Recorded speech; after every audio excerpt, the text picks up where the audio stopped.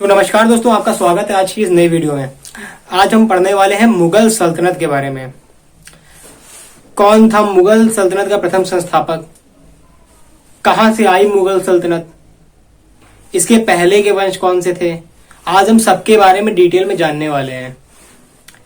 मुगल सल्तनत, चलिए शुरू करते हैं। मुगल सल्तनत कहां से आई, कौन था प्रथम संस्थापक। तो इसके पहले की अगर बात कर लें, मुगल सल्तनत के पहले कौन कौन से वंश थे, तो इसके पहले बात आ जाती है गुलाम, खिलजी, तुगलक, सैयद, लोदी। अंत में लोदी वंश को इन्होंने हराया। मुगल सल्तनत का जो पहला राजा था बाबर था। बाबर ने इब्राहिम लोदी को सन 1526 में पानीपत के युद्ध में हराया। पानीपत का प्रथम युद्ध सन 1526 ईस्वी को हुआ था। तो उसमें बाबर ने इब्राहिम लोदी को हराया और दिल्ली सल्तनत पर अधिकार कर लिया। दिल्ली सल्तनत पर अधिकार करने के पश्चात बाबर का शासन वहां से प्रारंभ होता है। मैं उसके पहले की बात भी आपको बताऊंगा, उसके बाद की बात भी आपको बताऊंगा। तो चलिए वीडियो को शुरू करते हैं। मुगल सल्तनत। मुगल सल्तनत का संस्थापक था बाबर।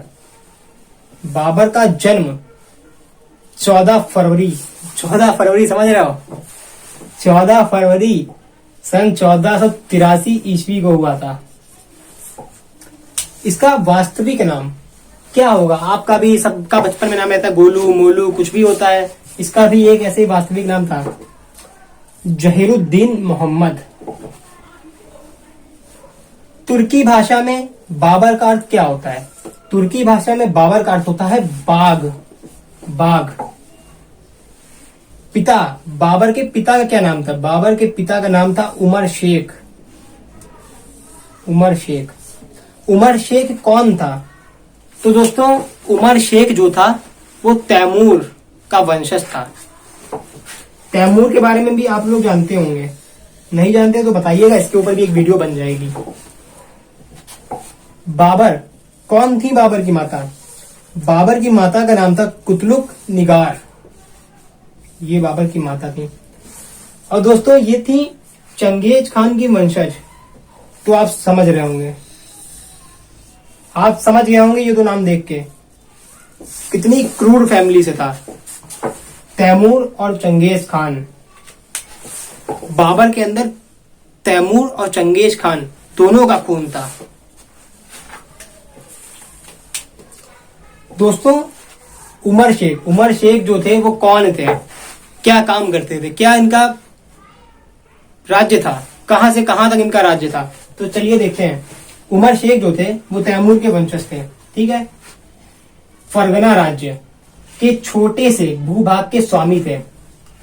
फरगना एक छोटा सा राज्य था, उसके एक छोटे से भूभाग, छोटा सा एरिया समझ रहे हैं, जैसे कि एक राज्य हो गया, उसका बहुत छोटा सा हिस्सा, उसके ये स्वामी थे।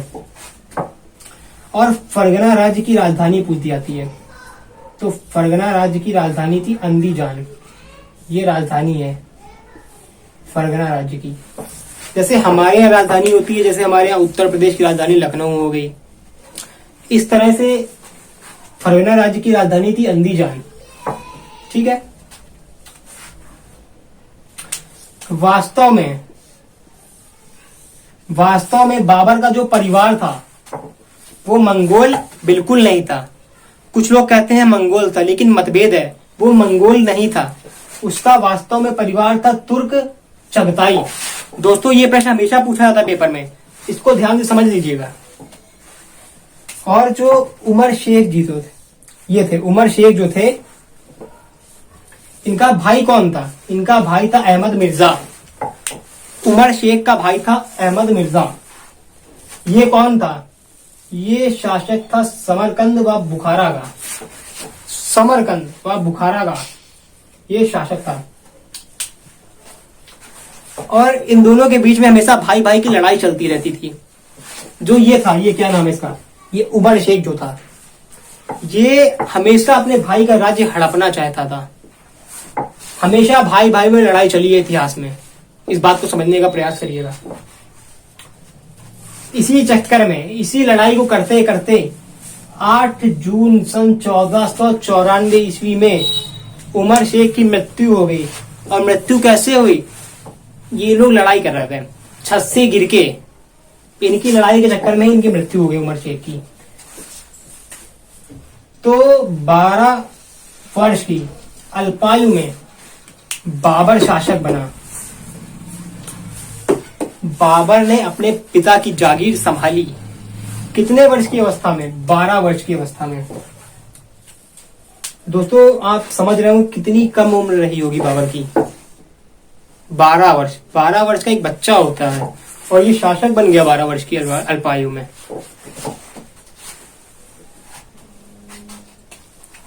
दोस्तों एक लाइन बड़ी फेमस है। लाइन क्या है? मंगोलों की क्रूरता, एक तुर्क का साहस व योग्यता व ईरानियों की शिष्टता थी बाबर के अंदर। इस लाइन को पढ़कर आप बाबर के बारे में जान सकते हैं सिर्फ एक लाइन में। कौन था बाबर? सन 1526 में ये भारत आया था। 1526 में पानीपत का प्रथम युद्ध हुआ था और पानीपत के युद्ध में इसने दिल्ली सल्तनत पर उस समय पर शासन था इब्राहिम लोदी का। इब्राहिम लोदी, लोदी वंश का अंतिम शासक पूछा जाए तो इब्राहिम लोदी। ठीक है, 1526 में दिल्ली सल्तनत पर शासन था इब्राहिम लोदी का। बाबर आया और बाबर ने इसको पराजित किया। कैसे पराजित किया वो मैं आज ही आपको इसी वीडियो में बताऊंगा। आज हम पानीपत का युद्ध भी पढ़ेंगे। तो मुगल सल्तनत का प्रथम शासक कौन था? अगर पेपर में आपसे पूछा जाएगा तो आप गलत तो नहीं करोगे। उसमें ऑप्शन दिया जाएगा बाबर था, हुमायूं था, अकबर था, जहांगीर था या शाहजहां था। तो दोस्तों बिल्कुल कुछ मत सोचना, बाबर पे लगा देना। मैंने आपको बताया है बाबर मुगल सल्तनत का प्रथम शासक था। ठीक है, तो दोस्तों आप समझ सकते हैं 12 वर्ष की अल्पायु में एक बच्चा फरगना के शासन पर बैठा। फरगना ये बाबर का राज्य था, छोटा सा। ठीक है, इसको पाने में भोड़ लग गई। ठीक है, अहमद मिर्जा जो कि इसके चाचा थे, महमूद खां इसके मामा थे, दोनों लोगों ने एड़ी चोटी लगा दी फरगना को पाने के लिए, अहमद मिर्जा और महमूद खान ने। लेकिन फरगना पर शासक था बाबर। बाबर ने इन दोनों को परास्त कर दिया, जिसके कारण उसका साहस बढ़ा, उसके अंदर आत्मविश्वास आया कि हाँ भाई मैं भी शासक हूं। उसके बाद इसने किया क्या? इसने समरकंद पर आक्रमण कर दिया। बाबर ने समरकंद पर आक्रमण किया 1496 में, क्योंकि इसको सूचना मिल चुकी थी कि 1494 में इसके चाचा की मृत्यु हो चुकी है, राज्य कमजोर पड़ चुका है। किंतु परंतु बाबर ने आक्रमण किया समरकंद पर 1496 में, लेकिन इसको सफलता नहीं मिली।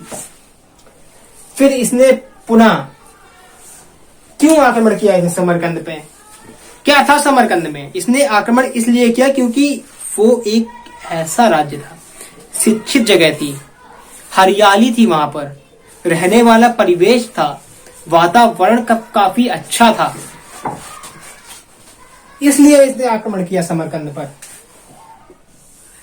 ठीक है, 1497 में इसने पुनः आक्रमण किया और सफलता हासिल की। किंतु यह सफलता भी इसकी ज्यादा दिन नहीं रह सकी, मात्र 100 दिन। इस समय पर क्या हुआ था? 100 दिन भैया उसने शासन किया, उधर फरगना में विद्रोह हो गया। जहांगीर भाई साहब जो थे, इनके भाई साहब थे, इनके भैया थे बाबर के।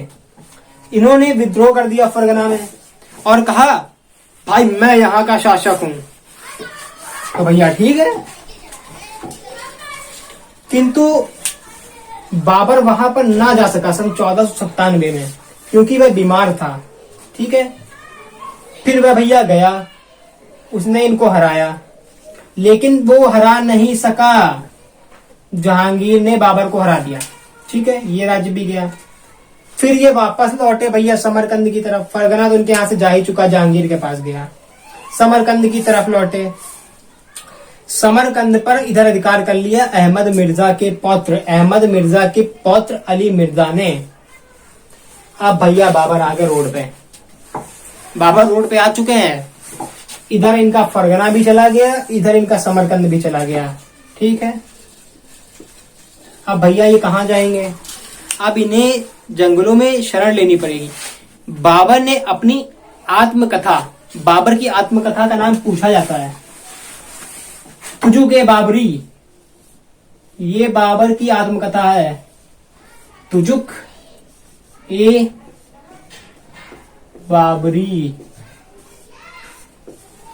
ये बाबर की आत्मकथा है, बहुत ज्यादा इंपॉर्टेंट है, 101% ये परीक्षा में पूछी जाती है। आत्मकथा है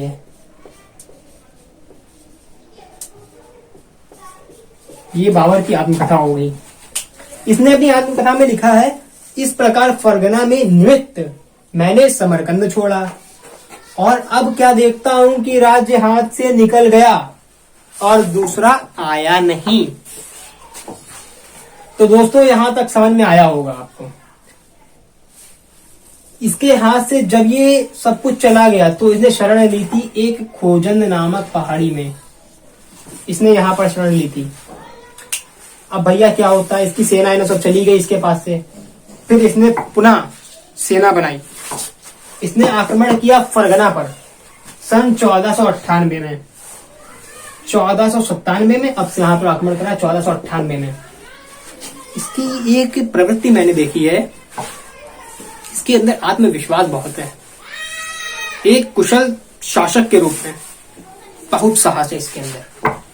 सन 1498 में इसने फरगना पर आक्रमण किया और विजय हासिल कर ली, किंतु परंतु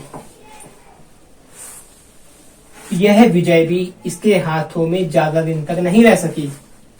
सन 1500 में ये फरगना फिर हार गया भैया, फिर चला गया इनके हाथ से फरगना। अब इन्होंने शरण ली जंगल व कंदराओं में। ठीक है, समझ आया होगा यहां तक, बिल्कुल कोई दिक्कत नहीं होगी। फिर क्या होता है, 1501 ईस्वी में ये समरकंद पर फिर आक्रमण करते हैं। ठीक है भैया, इन्हें सफलता भी मिल गई, लेकिन हुआ क्या, उज्बेक सरदार शैबानी खान ने सर ए पुल नामक स्थान, ये एक स्थान का नाम है, यहां पर उज्बेक सरदार शैबानी खान भाई साहब ने बाबर को हरा दिया। बाबर यहां पर मात्र 8 माह शासन कर सका, मात्र 8 माह। इसकी जिंदगी ऐसी ही है, इसके हाथ कुछ आया कुछ गया, कुछ आया कुछ गया, कुछ आया कुछ गया, यही होता रहा इसके साथ। अब बढ़ते हैं आगे, तो बाबर भटकता रहा भटकता रहा भटकता रहा। 1502 ईस्वी से 1504 ईस्वी तक बाबर भैया भटकते रहे। फिर क्या हुआ, जो शैबानी खान था, समरकंद का शासक था, इसने बाबर को हराया था। ठीक है, सरेपुल नामक जगह पर इसने भैया विचार किया, ट्रांस ऑक्सियाना प्रदेश पर इसने अधिकार कर लिया। ठीक है, इसने इधर अधिकार कर लिया और इधर क्या हुआ, ये भैया उधर चले गए, कोई बात नहीं। उलुग बेग जो इसके चाचा थे, किसके चाचा थे, बाबर के चाचा थे, 1504 ईस्वी में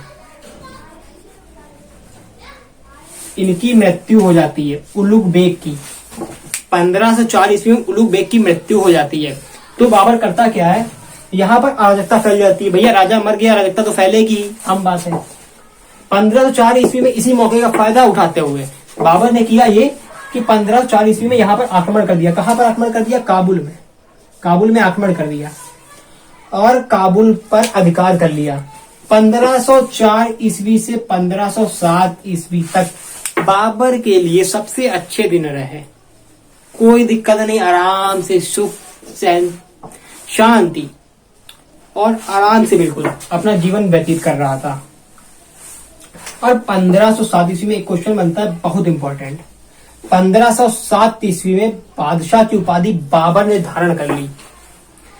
सन 1507 ईस्वी में बाबर ने बादशाह की उपाधि धारण कर ली। ये क्वेश्चन बहुत इंपॉर्टेंट है आपकी परीक्षा के लिए, आप किसी भी एग्जाम की तैयारी कर रहे हो। ठीक है, अब हम बढ़ते हैं आगे। बाबर का एक सपना था, आप देखते आ रहे हो, समरकंद पर वो अधिकार करना चाहता था। समरकंद पर भैया अधिकार करना चाहते हैं। इसी बीच इसके लिए एक बहुत अच्छी खबर आती है। और खबर क्या होती है? खबर होती है ये शैबानी खान और ईरान के शाह का भैया आपस में युद्ध हो जाता है। और इसमें होता ये है 1510 ईस्वी में ये युद्ध होता है और यहाँ पर शैबानी खान ये जो थे ये मार दिए गए। भैया बाबर के लिए तो बहुत अच्छी खबर है ये। इसने भैया इसको 2 बार हराया था।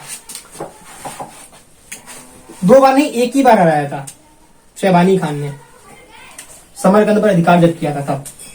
तो इसने इसी मौके का फायदा उठाया बाबर ने। और बाबर ने किया क्या? बाबर ने किया ये 1511 ईस्वी में ईरान के शाह जो थे उनके साथ बाबर ने संधि कर ली। लेकिन संधि करने में एक दिक्कत रहती है, हमें किसी के अधीन काम करना पड़ता है। ठीक है, तो हुआ यही 1511 ईस्वी में बाबर ने इनके साथ संधि कर ली, ईरान के शाह के साथ। और भैया संधि कर ली तो इन्हें शिया मत अपनाना पड़ा, शिया मत अपनाना पड़ा। लेकिन जो समरकंद के सुन्नी निवासी थे, समरकंद के सुन्नी निवासी, उन्होंने इस बात का बहुत विरोध किया, बहुत विरोध किया। ठीक है, चलिए ठीक है। उसके बाद हुआ ये समरकंद पर फिर से आक्रमण हुआ। समरकंद पर आक्रमण किसने किया? इस बार उबैदुल्ला खान ने आक्रमण किया। और कुल ए मलिक, ये क्या है? ये जगह है,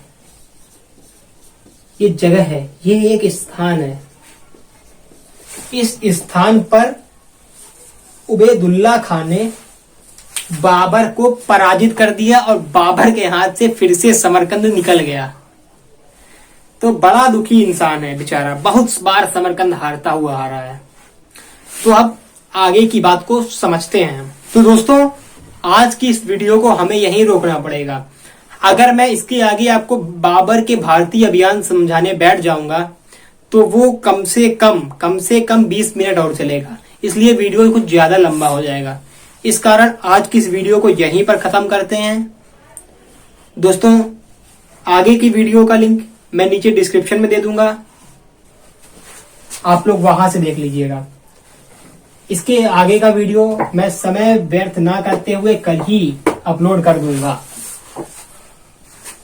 कल ही आपका अगला वीडियो आ जाएगा जिसमें आपको पानीपत, घाघरा, चंदेरी, खानवा ये चारों युद्ध पढ़ने को मिलेंगे। लेकिन उसके पहले भारतीय अभियान, उससे पहले भी बाबर ने भारत के कुछ राज्यों पर अधिकार किया, उसके बारे में भी मैं आपको समझाऊंगा। ठीक है, तो दोस्तों यार इतनी अच्छे समझा रहा हूं आपको, तो आप लोग वीडियो को लाइक कर दीजिएगा और चैनल को सब्सक्राइब कर दीजिएगा, जिससे आने वाली वीडियो की नोटिफिकेशन आपके पास सबसे पहले पहुंच जाए। तो आज के लिए इतना ही दोस्तों, मिलते हैं अगली वीडियो में। जय हिंद।